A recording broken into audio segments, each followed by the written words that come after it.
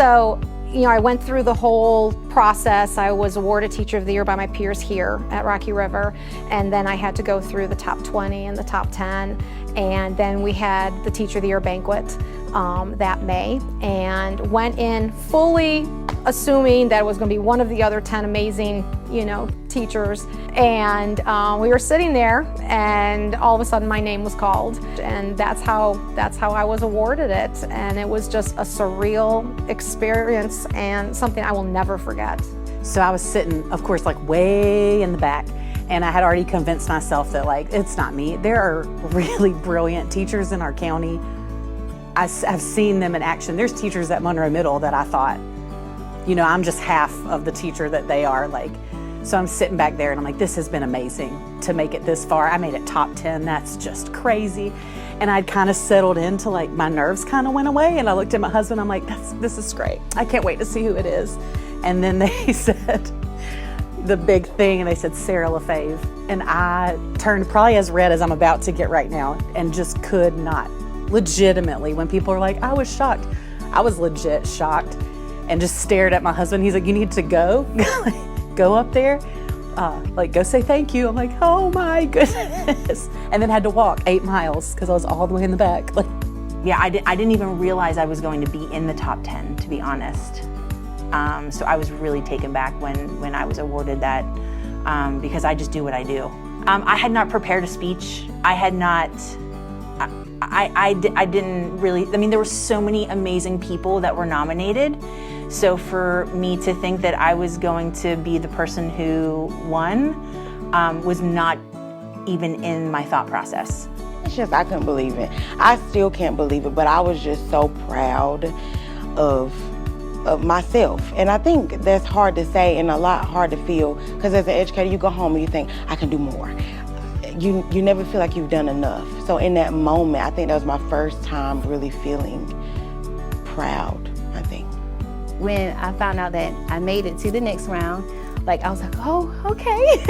It's still shocking to me. Even to this day, I still can't believe, I was nominated, chosen to represent UCPS, and it's an extremely, overwhelmingly good feeling. So they pulled me back a little bit, and then I think Amy Sperry came up and she had the award, and I could see my husband from the stage. I was just like, oh my God. The honor itself is huge, but then you add to that this financial gift piece of it that is an additional assertion that you are doing the right thing. We see you and we appreciate you, right? And UCEF, like I said, these aren't even people, I don't directly teach their children.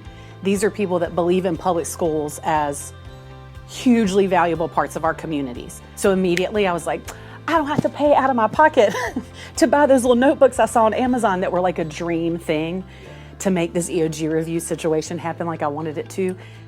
And then on a personal level, we had an unexpected medical bill happen that fall, and that allowed me to take some of that burden off of our family.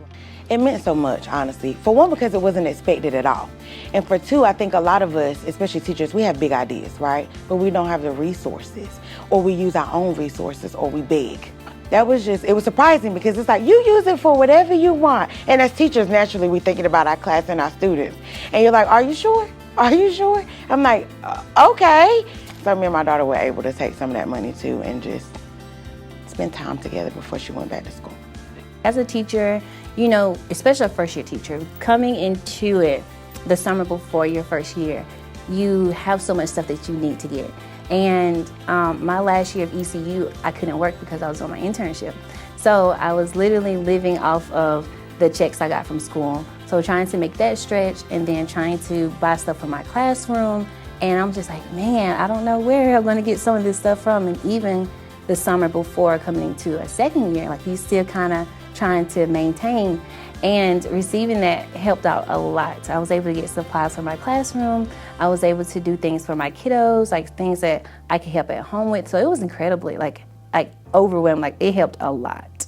Right? We go into this job to change lives for people, and that's essentially what that money is doing. whatever somebody decides to do with that money, you're essentially changing the life of somebody else. I think we can retain more teachers if we didn't have teacher burnout. And I think that's why the Union County Education Foundation was so important to me, because I felt heard, I felt seen, I felt supported, not just from my school, but just from people from all over our county that just wants the best for our communities, for our educators, and for our students.